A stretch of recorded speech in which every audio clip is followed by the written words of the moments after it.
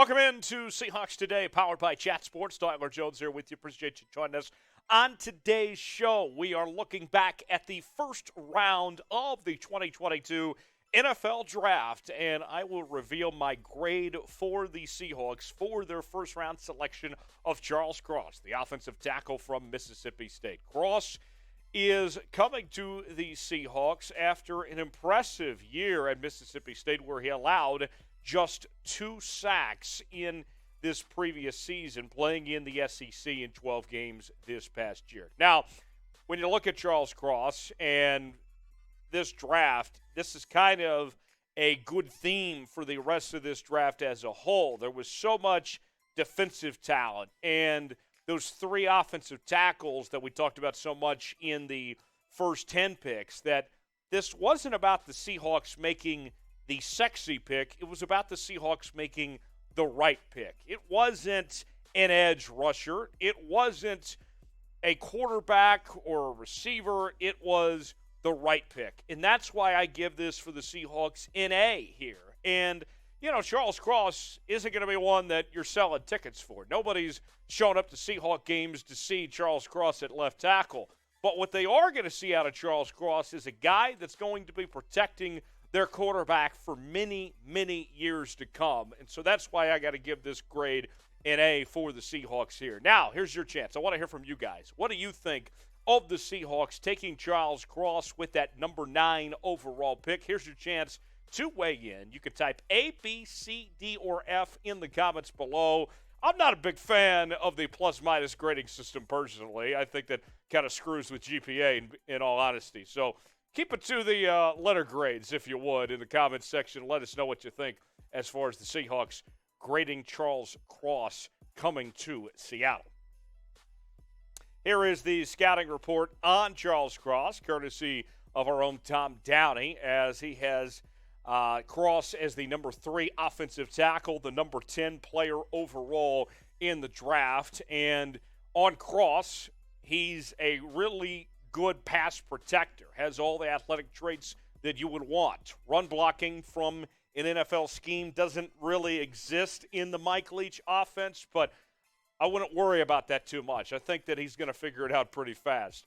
Now, the measurables on Charles Cross, let's get those to you. 6'4" and 3/4, 307 pounds, long arms, good hand size, and wingspan for Cross. And personally, when I look at Charles Cross, I think that the Seahawks found their starting left tackle for the next decade.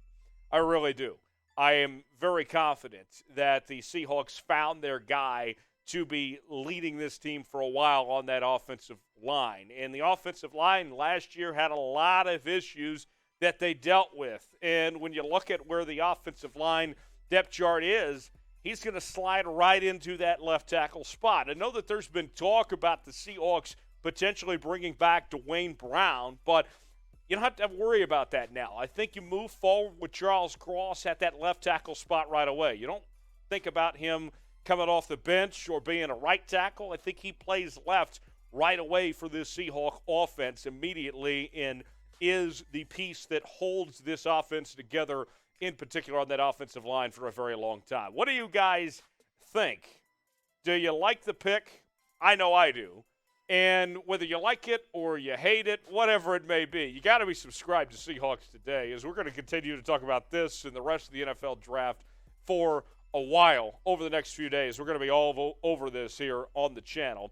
And the easiest way to do so, to be a part of what we're doing, is to go to youtube.com/SeahawksTV and get the notifications turned on so you can see the latest Seahawk videos of what we're doing here on Seahawks Today. Now, I got to tell you, this is a great night for the Seahawks. And I applaud John Schneider and Pete Carroll. And both those guys have gotten a lot of heat over the last couple of months, and their draft picks have not been too great over the last couple of years or so. But, you know, this team stayed patient. They didn't jump ahead, as Josina Anderson speculated the other day that they might do.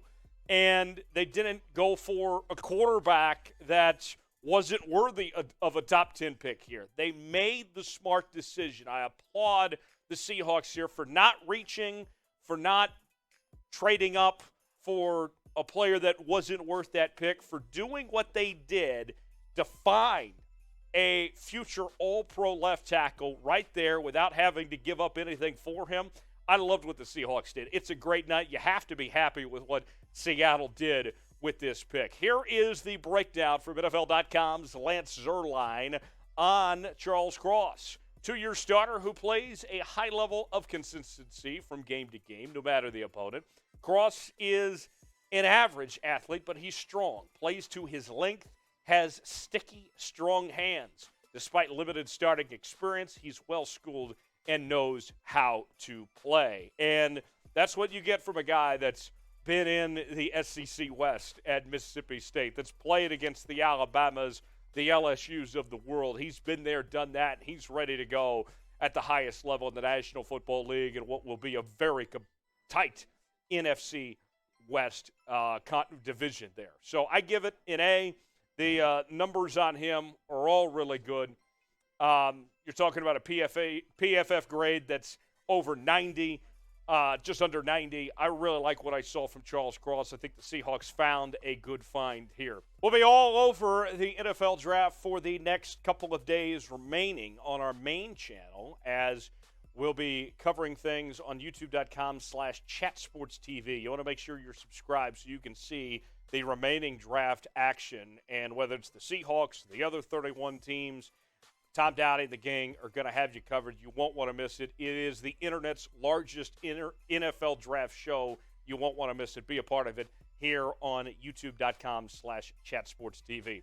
Overall, for me, I look at the Seahawks. That first-round grade is an A, and now you go forward.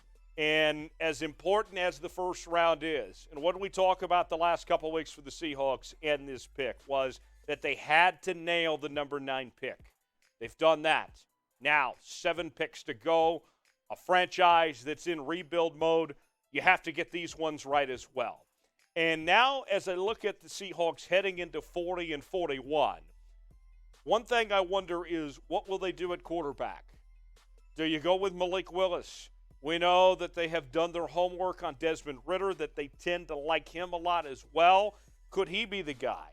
Maybe it's Sam Howell. I would lean towards that if the Seahawks are going to take a second-round quarterback, Desmond Ridder's probably their guy because of the top 30 visit, because of the time they've invested into Desmond Ridder and all we've heard about Ridder within the last couple of weeks. But that remains to be seen, and could we possibly see them package 40 and 41 to move up if they're afraid that whether it's Ridder or Willis or somebody will slip away if they don't trade up to do so? That will be something to watch for as well, as the Seahawks have their 3 picks remaining. Now, what do you guys think? Who should the Seahawks draft next with their 3 picks tomorrow and then moving on to Saturday? Let us know in the comments section what the Seahawks should do with those remaining picks in the 2022 NFL Draft. Before we go, make sure you have those notifications turned on, as we'll be covering the draft all weekend long right here on Seahawks Today, powered by Chat Sports.